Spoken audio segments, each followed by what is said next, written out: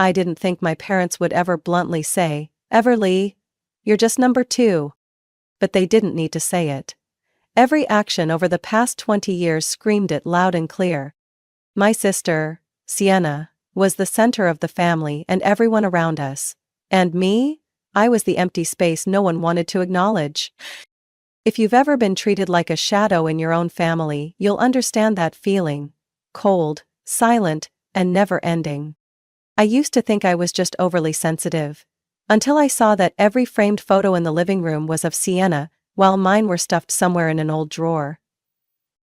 And that was just the tip of an ocean of unfairness. I'm Everly, 29 years old, and I grew up in a small town in Oregon. My entire childhood revolved around one word: comparison.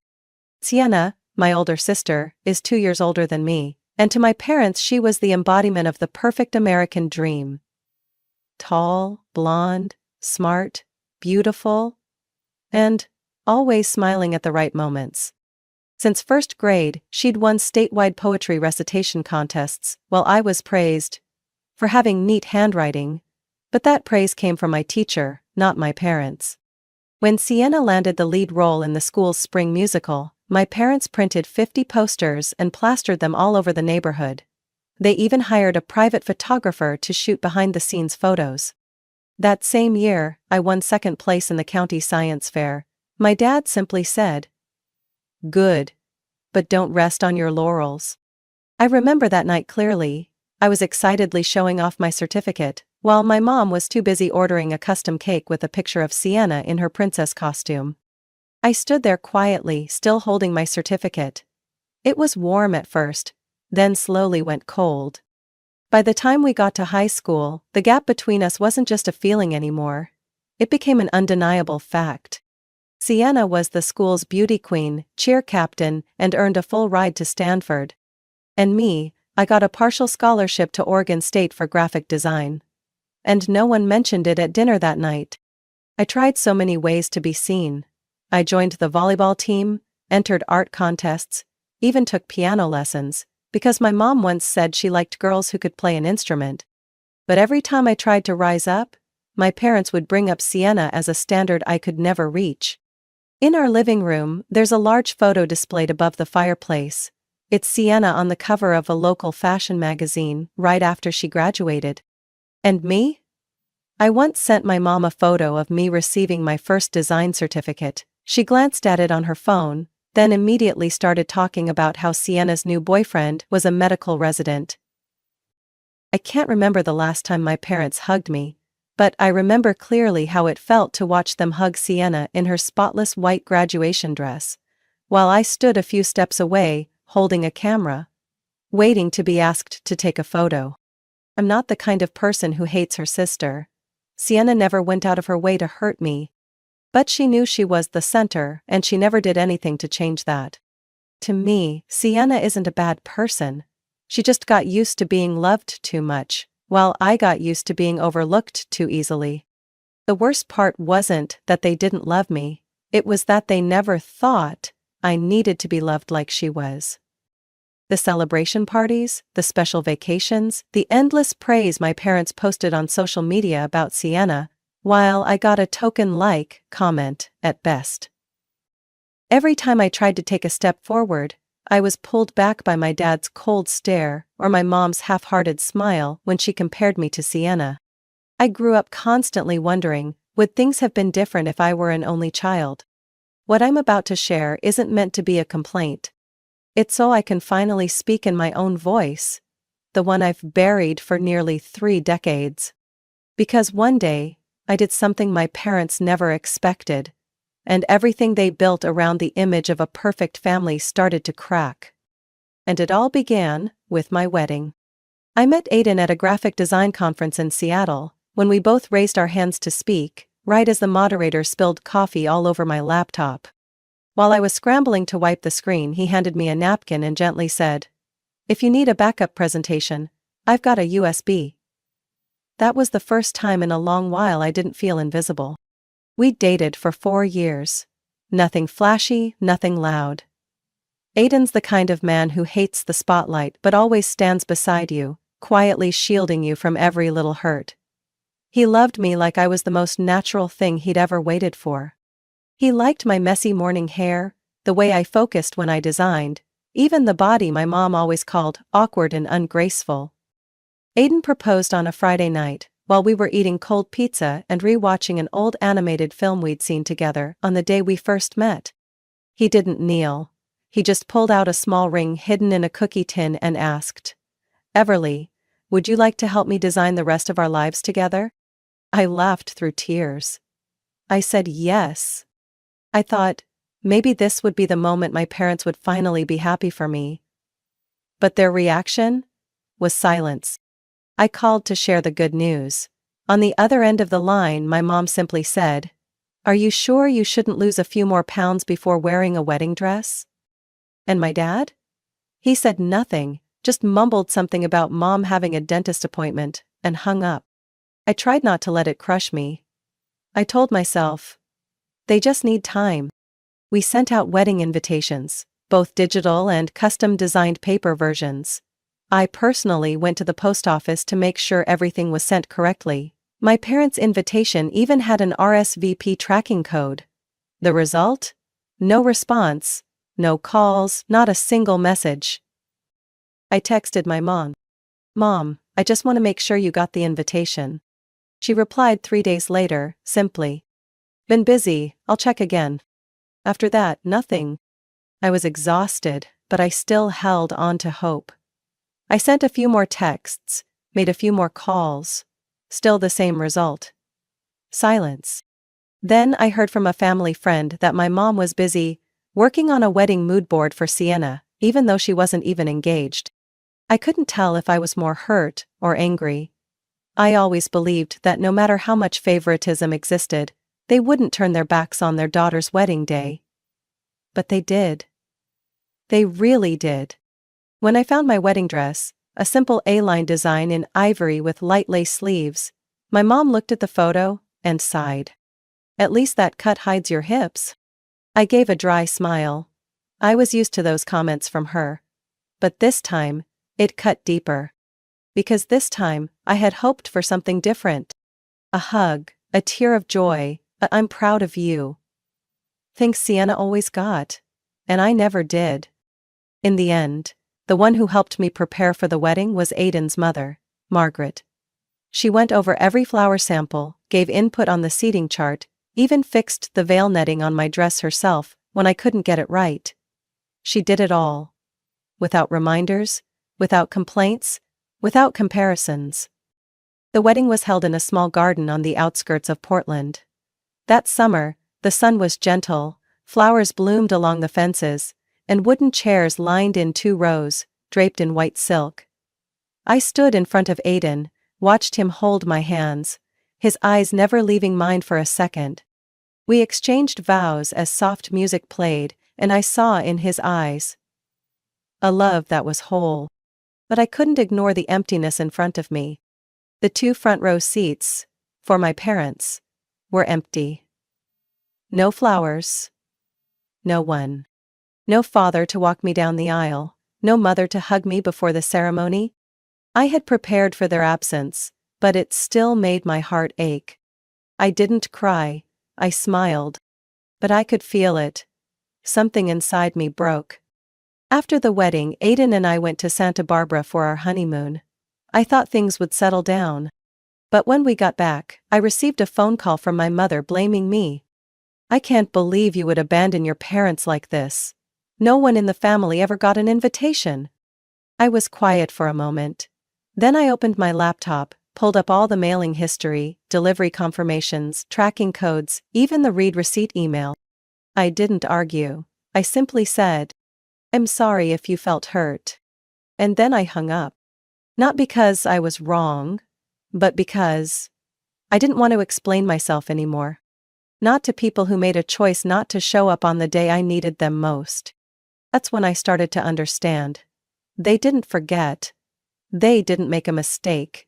They weren't too busy. They chose not to be there. And that choice was the clearest declaration I'd ever received from them. I used to think I was used to being the afterthought. The afterthought in family photos, The afterthought in my mother's bragging stories. The afterthought in the trust my parents gave to a child. But I never imagined that even my marriage would be seen as a thorn. Just because I came first. Our engagement party was held in a cozy wooden house that Aiden and I rented in the suburbs of Eugene. Nothing fancy, we didn't need that, but it was warm and sincere enough for anyone present to feel the love. Anyone, except my parents. They showed up late, almost when the party was over. No hugs, no congratulations. My mom wore a shimmering cream-colored dress like she was attending a high-end gala, while everyone else was dressed simply. My dad spent the whole time on his phone, said a few polite words to Aiden's relatives, then retreated into a corner. I was talking to Aiden's aunt when I caught sight of my mom leaning in close to my dad, whispering something into her phone. Her face was tense, her eyes glanced at me like I'd done something terrible. Then I heard a faint crying voice from the phone. A woman sobbing with hurt and frustration. I didn't need to hear more to know who it was. Sienna. My mom whispered. I know you didn't expect her to rush like this. No, it's not your fault. Her voice sounded like she was comforting a child who just had their toy taken away. Then I heard her say, "It should have been you first." I turned away, my heart felt heavy. No one asked why I stayed quiet for the rest of the party. No one asked. Maybe because they already knew. Or pretended not to. They didn't want to ruin the mood. But I was already ruined inside. That night, back home, I sat in the living room, gripping a wine glass with a bit of red left. Aiden walked in, gently placed a hand on my shoulder. I heard everything, he said, his voice low. You're not imagining it. I just nodded. I couldn't say a word. Your parents, they can't stand the fact that you're getting married before Sienna, can they? He asked. I closed my eyes, swallowed the truth like a bitter pill stuck in my throat. Yes, they couldn't stand the fact that the second-tier daughter found happiness first. They had spent their whole lives building a family script where Sienna was the star, and me? I was the supporting role. Not allowed to shine too brightly, and now, I dared to stand up. Dared to wear a wedding dress before Sienna. Dared to smile in happiness without needing them. That was an unforgivable sin. In the weeks that followed, while Aiden and I were busy with the final preparations for the wedding, I stopped expecting anything from my parents. I stopped texting, stopped checking in, I just didn't have it in me anymore. Each time I laughed during cake tastings with Margaret, Aiden's mom, was another time I swallowed the bitter truth that my own mother would never do those things with me. Margaret said I looked radiant like the morning sun in a misty forest when I put on my wedding dress. My mother? She sent one line after seeing the photo. It's okay. Don't wear heels that are too high, your legs are already thick. It didn't hurt anymore. I felt numb. And in that numbness, I began to realize I didn't need them the way I once thought I did. The wedding still happened. Without my parents. Without Sienna. Without a single glance from my side of the family. Just friends, Aiden's relatives and the people who chose to stand by me, who chose to see me. Aiden walked me down the aisle as soft violin music played. He didn't take his eyes off me. As if every light in that day came from just one person. Me. But in the moment we exchanged rings, I couldn't help but glance at the two empty front row seats. Seats for the people who gave birth to me, raised me, and then abandoned me with silence and lopsided affection. I didn't cry, but in my heart, there was a quiet farewell. Goodbye, Mom and Dad. Goodbye to the role of the good daughter in the family play I was never given a line in. Our honeymoon in Santa Barbara ended with a beautiful sunset on the beach, as Aiden held my hand and whispered, "Do you feel like we've just stepped into another life?" I smiled and nodded. At that moment, I truly believed all the bad things had been left behind. I thought I had let go. But my family hadn't let go of me. 3 days after returning to Portland, my phone rang while I was unpacking. It was my mother. Everly. Her voice was cold as steel. "I can't believe how ungrateful you've become." I froze. "What? You never sent the invitations. Your father and I received nothing. You cut your family out of your big day and acted like nothing happened. Is this how you repay the people who gave you life? It took me a few seconds to gather myself. What are you talking about? I sent the invitations 2 months ago. I even checked the confirmation codes. Both email and printed copies were successfully delivered. You're making up stories to avoid responsibility, she snapped. You wanted to embarrass us. You wanted to create a narrative where your parents are the villains and you're the poor little victim. My hands trembled, but I tried to keep my voice steady. I have proof. I kept every receipt. I even saved the system email confirming the invitation was opened. I heard a scoff through the phone. Where did you learn this blame game? From your in-laws? Or are you trying to whitewash the fact that you shoved your sister out of the spotlight? It felt like someone had punched me in the gut. Now I understood. All the coldness, the blame, the cutting tone. None of it came from being left out. It all came from one single truth. I got married before Sienna. And that was unforgivable. I never wanted the spotlight, I just wanted my parents to be there, I said. I don't understand why that simple wish turned into a crime. You know exactly why, my mother said, her voice sharp and deliberate. You've always been jealous of your sister, since you were little, and now you're using your wedding to polish your own image, to smear hers by making this family look like a joke. I was speechless. Each word from her landed like acid on my heart. I'm not trying to hurt anyone, I said, my voice breaking. I just had my own wedding, and you're punishing me because I'm not Sienna? No one's punishing you, my father cut in from the other end of the line. His voice was flat, indifferent. But if you choose to go your own way, don't expect the family to just stand still while you make things up. I hung up. No screaming, no throwing things. I just sat there, in the quiet room, still in my pajamas. Outside the window, the rain had started to fall. I opened my laptop and pulled up everything I'd saved. The USPS delivery receipts. A screenshot of the RSVP confirmation code. The automatic read notification from the email address my mother still uses. The texts I sent, left unanswered. I sent all of it in an email again, CCing Aiden. Not to convince them, but to remind myself. I'm not crazy. I'm not imagining things. I did everything right. And they're twisting the truth, like they always have my entire life. That evening Aiden came home to find me sitting silently. He didn't ask anything. He just sat beside me and held my hand. A while later he said, "They don't have to say you're not good enough anymore, because they've shown it in everything they've done." I rested my head on his shoulder. "I'm so tired, Aiden," I whispered. "They always find a way to make everything my fault, ever since I was a kid. It's not your fault, they just can't handle the fact that you're no longer living in someone else's shadow." The next morning I got a text from Aunt Emma, my mother's younger sister. "Everly, I know you sent the invitation, I saw your mom open it, they just pretended they didn't." "I'm sorry." My heart clenched, a cold shiver ran down my spine. They knew, they got the invitation, and they made a choice not to come.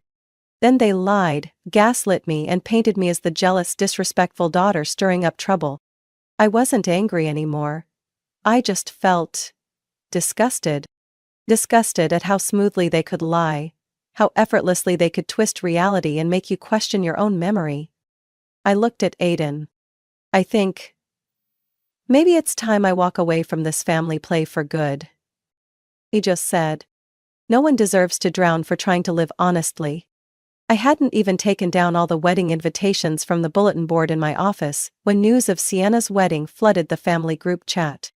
A photo was posted on Facebook by my mom.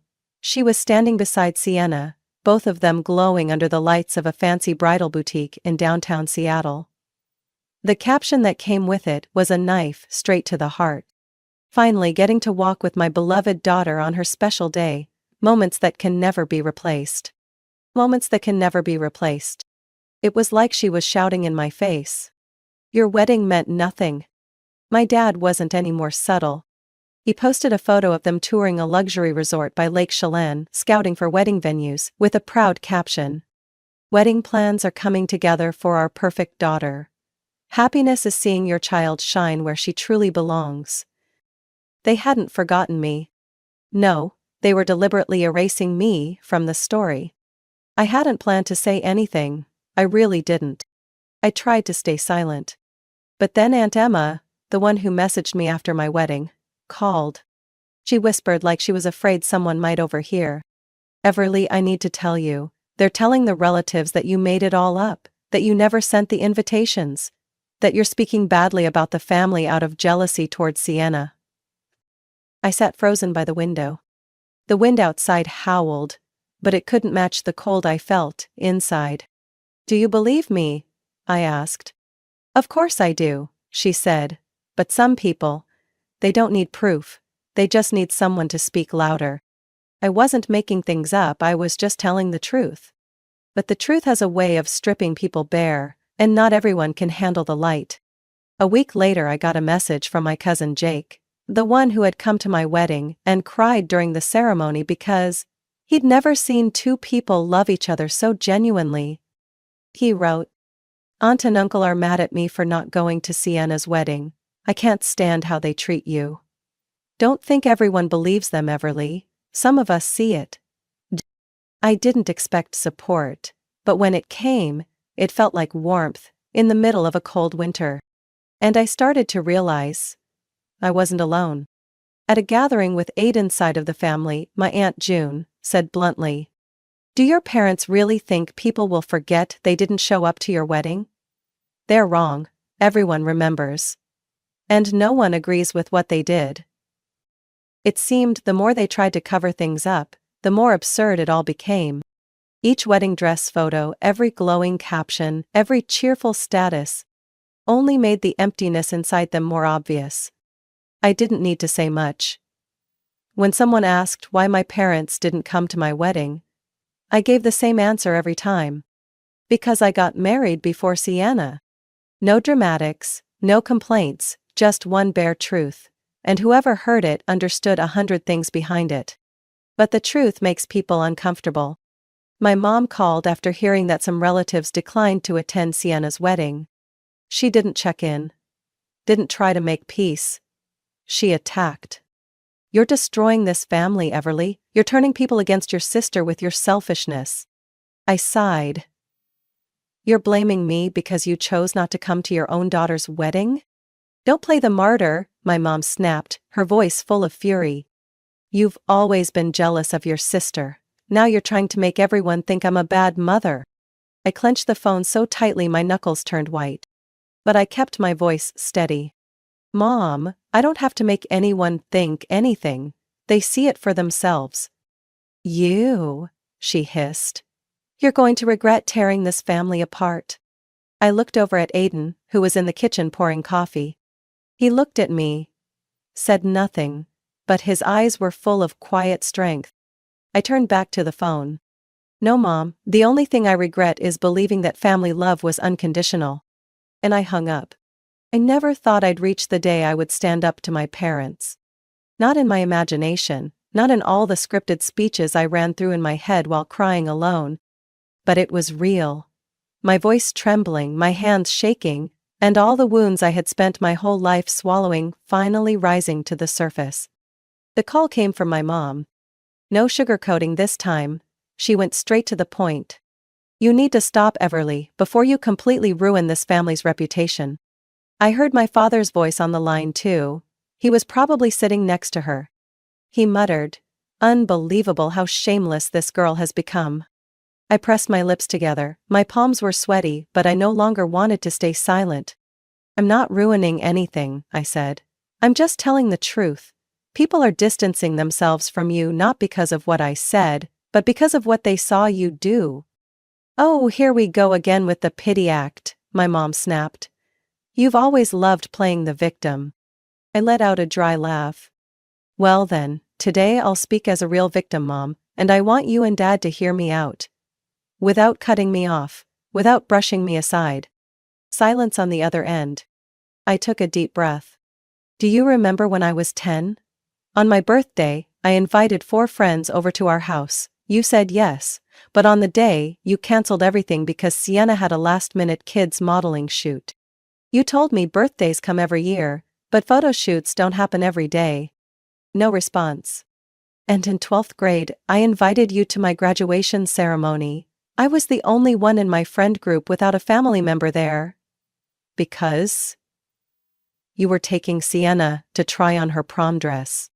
You said, "Who schedules 2 things on the same day? That's the school's fault, not mine." My dad's voice cut in. "What's the point of bringing all that up now?" "To let you know how it felt for me," I burst out, my voice cracking. "To let you understand what it was like to grow up in Sienna's shadow." I couldn't stop now. Memories rushed back like a flood breaking a dam. When I made the scholarship list for the state university, Mom, you just said, "Well, that saves us money." Meanwhile, when Sienna got her Stanford acceptance letter, you threw a buffet party. When I landed my first job at a design firm, you said, "How are you going to live on that salary? That tuition money was wasted." But when Sienna quit her 3rd job in a year, you said, "She needs time to find her passion." My mom finally spoke, her voice cold and sharp. "So what, you're trying to say we're terrible parents?" "No," I said clearly, word by word. "I'm saying you never truly saw me.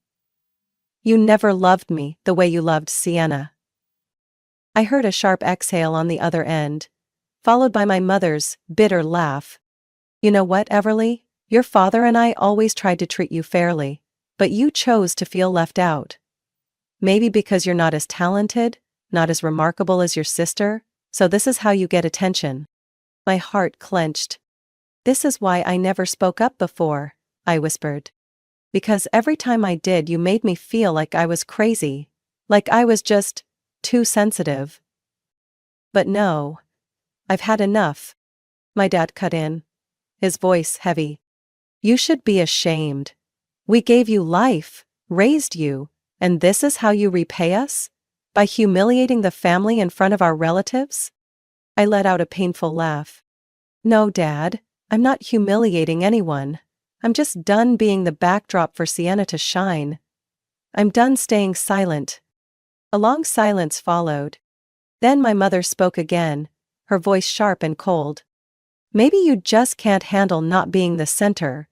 You've always been the loser, Everly, and now you're losing your mind because your sister's about to have a perfect wedding, and all you had was some backyard party no one remembers." I felt something inside me crack. But this time, instead of breaking, I felt free. "You're right about one thing," I said. "You raised me. But you also taught me a lesson I don't think you ever intended, that I deserve respect, even if I'm not your idea of the perfect daughter." "Then don't come back when everything falls apart," my mother hissed. "We have nothing left to say." "You're right," I replied. "And I don't need anything more." I hung up. And for the first time in years, I didn't cry. Not for them. Not for the things they couldn't give me. I just felt light. I thought that after such a fiery conversation with my parents, things would quiet down, or at least they would understand that I was no longer the girl who blindly obeyed, who stayed silent and swallowed the pain. But I had underestimated Sienna. 3 days after I cut ties with my parents, I got her first message. Long, flowery, dripping with fake righteousness. "Everly, I feel sorry for you. You've let jealousy cloud your judgment so badly that you've destroyed the relationships in our family. This was supposed to be a time for unity, for celebration. But you chose resentment." I read every line like I was reading a public indictment, authored by someone playing the holy victim. "You've always wanted to be the center. Even during my wedding, you couldn't stay out of it. Do you know how many times Mom has cried because of you?" I laughed, not because it was funny, because the performance was so ridiculous it was almost theatrical. "You should know I've always loved you even when you constantly tried to prove you were better than me. But doing that doesn't elevate you, Everly, it only makes you smaller." No check-in, no attempt at understanding. Just carefully crafted blame, smugness, and condescension. She was still the same, Sienna, standing on her moral pedestal, always looking down on me. I didn't respond. I had no words left to waste. I just quietly blocked her number. But Sienna wasn't done.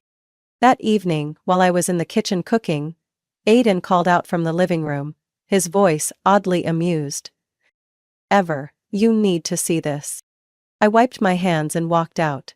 He was holding his phone, half surprised, half entertained. "Sienna messaged me." He held up the screen. The message opened in the most formal tone imaginable. As Everly's older sister and someone who has always cared deeply about the well-being of our family, I feel compelled to speak up.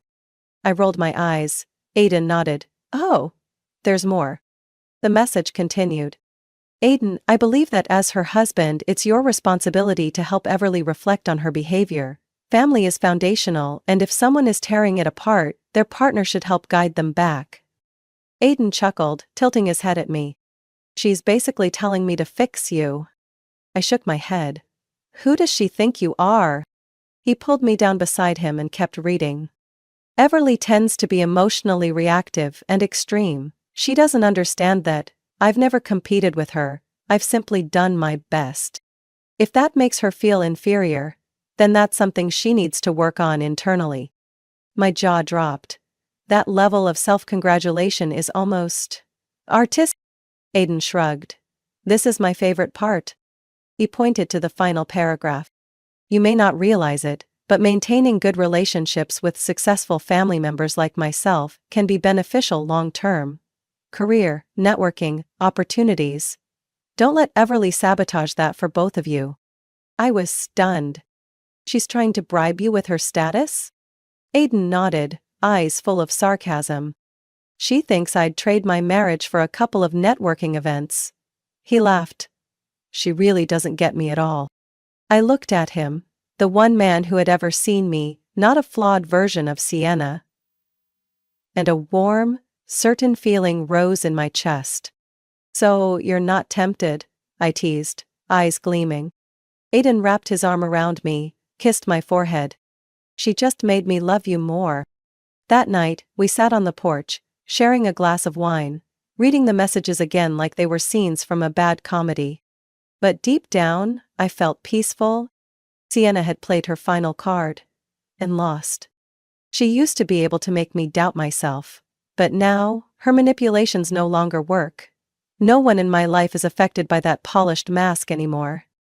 Aiden didn't reply to Sienna with anything dramatic. He simply sent one line. "Thank you for your concern. I will always support Everly's happiness, not control it. For anything related to her, please speak with her directly. Have a good day."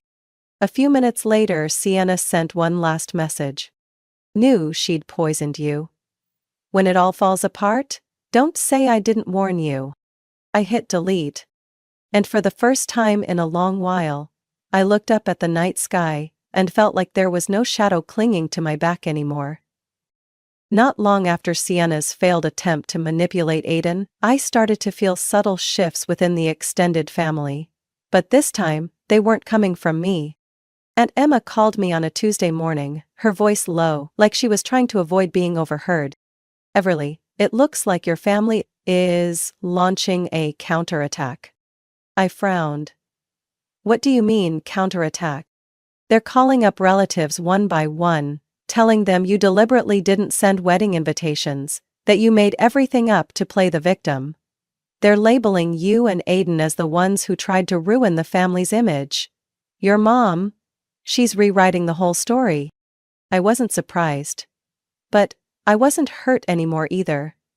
At that point, all I felt was cold. "Do you believe me?" I asked.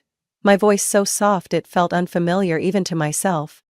"I don't need to believe you," Aunt Emma replied immediately. "I saw it. I've seen it for years." And it wasn't just Aunt Emma. Within a week, I got messages from relatives I thought would stay silent forever. A message from Aunt Martha, who never liked conflict. "Everly, I want you to know. Your parents favoring Sienna wasn't something only you noticed. We all saw it. No one dared to say anything. Uncle Rick, my dad's younger brother, texted. Your father did the same thing at my daughter's wedding, tried to push Sienna as the maid of honor without even asking my kid. They're used to Sienna being the center of everything. A cousin of mine, someone I used to be close with in middle school, messaged to apologize for staying silent at a family party years ago when she saw me being dismissed. Just because I didn't wear the dress my mom wanted. I felt like I was standing in the middle of a storm, but for once, I wasn't at the center of it. For the first time in my life, the truth was speaking on its own, through many different voices. I didn't have to shout anymore. And as for my family, they started scrambling. I heard my parents called Uncle Barry, who had been assigned to be the MC at Sienna's wedding, to clear things up and assure everyone it was all a misunderstanding. But Uncle Barry, who had witnessed my mom humiliate me at Christmas dinner 4 years ago because I refused to crash diet, flatly refused. "Don't ask me to say something I don't believe," he said. "I'm not going to that wedding. I'm not playing a part in another performance." The word spread fast. Some guests canceled their RSVP. Others messaged me privately, saying they wouldn't take part in what they called a champagne-soaked charade dressed in designer gowns. I didn't ask anyone to take my side. I didn't need to. The truth, once seen clearly, chooses its own allies. Aiden walked into the room while I was reading a message from my aunt, who said she was canceling her anniversary party because she didn't want to share the venue with Sienna's wedding. He looked at me and asked gently, "Are you okay?" I nodded, then shook my head, then gave a half smile. "I'm okay." In a strange way. I thought I'd feel vindicated. But I don't. I just feel relieved. He gave my hand a gentle squeeze. "You don't need revenge. They're exposing themselves." A few days later, at a small gathering with Aiden's paternal family, I was told a story that made me laugh out loud. At a pre-wedding dinner, someone apparently asked, "Where's Everly? Why wasn't she invited?" My mom lost it. "Don't mention that girl again. She chose to walk away from this family," my mother snapped. In front of 20 people. The silence afterward was described as heavy as lead. From a woman obsessed with appearances, my mother had now become a topic of gossip. Not for her glamour, but for the rage she could no longer hide. My father tried to shift the blame to a misunderstanding with the email address, claiming I'd sent the wedding invitation to the wrong place. But the relatives scoffed. Many had used the same email since 2003.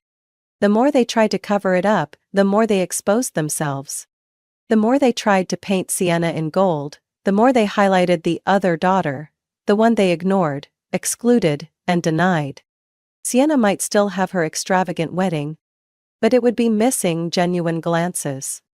Missing real hugs. And heartfelt blessings. I already had those, in a small garden wedding, with the man who saw me not for who I should be, but for who I am. That afternoon I stood in front of the mirror in our little kitchen, holding a steaming cup of tea. Through the glass door, sunlight filtered through the trees, casting a warm glow on the corner of the table, where Aiden sat flipping pages of a book, eyes calm and peaceful. I looked at him. The only person who never asked me to be a better version of someone else. And I realized, I had come home a long time ago. It just took walking through all that pain to know it. In the days that followed the storm from my family, everything began to quiet down. Not because they apologized or changed, but because I stopped waiting for them to. It was the first silence I had ever chosen, and it felt so light, it was almost unfamiliar. I no longer needed to prove anything. No need to say, "I sent the invitation." No need to scream just to be heard. No need to recount the past again and again to get someone to admit I had been treated unfairly. The truth had spoken for itself. And I no longer had to be its keeper. My parents still lived in the same house, with that fireplace lined with framed photos of Sienna. I don't know how many people still believed them, or how many excuses still held up. But I knew one thing for sure. I had stepped off the stage they built for me long ago. I remembered the last conversation I had with my mother, her voice tense, clinging to the last threads of pride. "You can hate me, Everly, but I raised you with everything I knew." I didn't respond. Because I understood. Sometimes, people can love. But love in a way that hurts you for life. I didn't hate her. I just didn't need her anymore. I started spending more time with the people who truly wanted to be there for me. Weekend coffees with Aunt Emma, who still called me Little Ev like when I was a kid, without comparing me to anyone. Evenings cooking with Aiden, telling each other silly stories from our day and laughing until tears came over something trivial. I started writing again. Something I had given up because my mom once said, "No one makes a living off words." The pages were no longer soaked in tears but filled with peace. Aiden printed my first piece, framed it, and hung it by my desk. He said, "This is where you really belong, not in anyone's shadow." I looked at him, smiled, and said, "For the first time, I feel enough." He didn't say anything, just held my hand. But in his eyes was a world of love that needed no explanation. Sienna still had her wedding, from what I heard, still grand, still picture perfect. But more seats were empty than expected. People said my mom didn't smile as much as usual. And Uncle Barry pulled out as MC at the last minute due to a sore throat. I didn't care. I didn't follow up or look into it. I wasn't part of that story anymore. I wasn't the little sister chasing after a crown never meant for me. I am Everly, Aiden's wife. A regular woman. Flawed, unglamorous, but real. And for the first time in my life, I don't need love from people who don't know how to love me. I just need one person who truly sees me. And Aiden has done that since day one, back when I was wiping coffee off my keyboard. That evening, as I leaned on his shoulder on our porch, Aiden asked, "If you could go back, would you do anything differently?" I thought for a moment, then shook my head. No. Because if I didn't go through all of it, I wouldn't know who's real. And I wouldn't have realized I could love myself too. I looked up at the starry night sky, the cool wind brushing my shoulders. For the first time, my chest didn't feel hollow. Not because someone filled it for me, but because I stopped trying to become someone else just to be loved. And that is true freedom. My story isn't just about being abandoned at my wedding. It's about walking out of the shadow of favoritism and lifelong hurt. I've learned to let go of expectations that were never going to be met, and instead to love myself in the way my family never did. The truth doesn't need to be shouted. It speaks for itself over time.